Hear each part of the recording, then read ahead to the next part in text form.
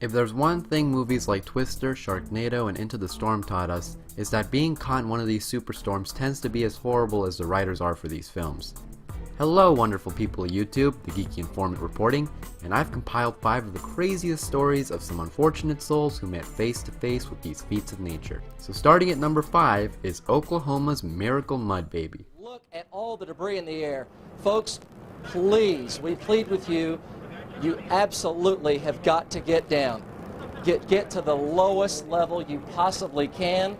We plead with you, do not take the extra minute or two. We plead with you to get below ground, get in the interior closet or bathroom, get in the bathtub. We plead with you. There it is crossing into... Most Oklahomans will never forget the 1999 tornado outbreak, for it stands as one of the most powerful and destructive outbreaks ever seen by the state and the rest of the United States. An astonishing 152 tornadoes were confirmed within the time span of May 2nd to May 8th of 1999, most of which being F0 to F2, which, for those of you who aren't familiar with the now defunct Fajita scale, aren't relatively too terrible.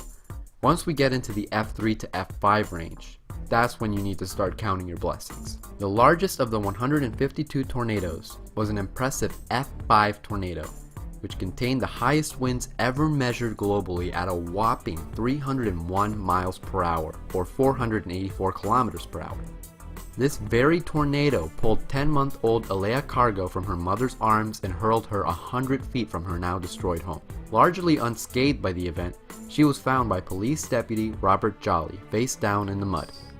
Alea was later interviewed in 2012 by the local News 9 station, and her reaction to severe weather is pretty surprising. She stated, "I think tornadoes are cool." At number 4, we have the man who rode a tornado. Hey, speaking of getting hurled by a twister, it's a twister! In 2006, a 19-year-old Missourian was in his grandmother's trailer home when the weather started becoming more and more unsettled.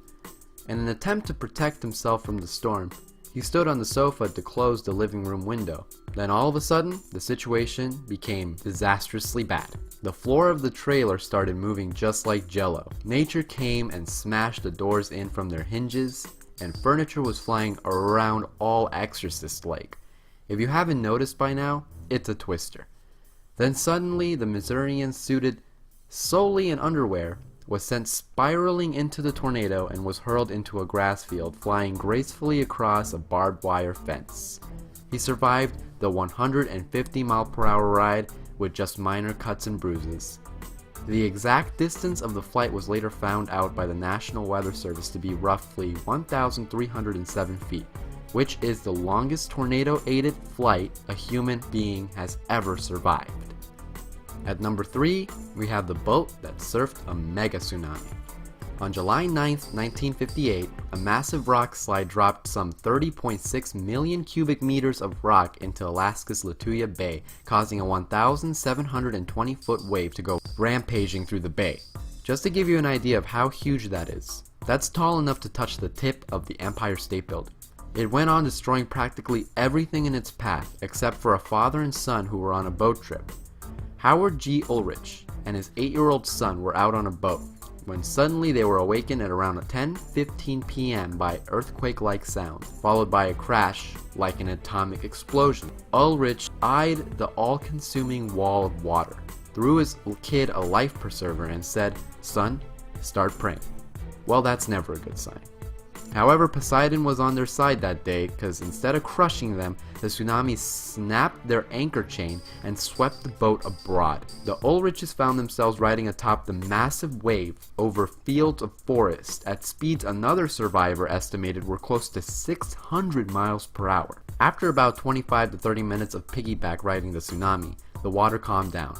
You would think this horrifying experience would scare the crap out of you, right? Well, just see how nonchalant the men are when describing their own miraculous survival. It's like a big loud noise from over in this direction, towards the mountains over there.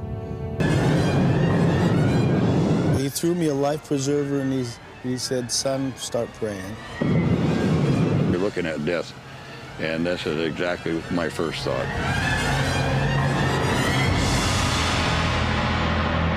With that coffee mug in his hand, you couldn't tell if this is a survivalist telling his absolutely terrifying experience or a man enjoying a pleasant conversation at Starbucks. At number 2, we have the 4-day ordeal. Kenneth Jones, 27, from Manchester was climbing the Făgăraș Mountains near Brasov in central Romania, all by himself with no means of communication. Yeah, sounds like trouble already, don't it?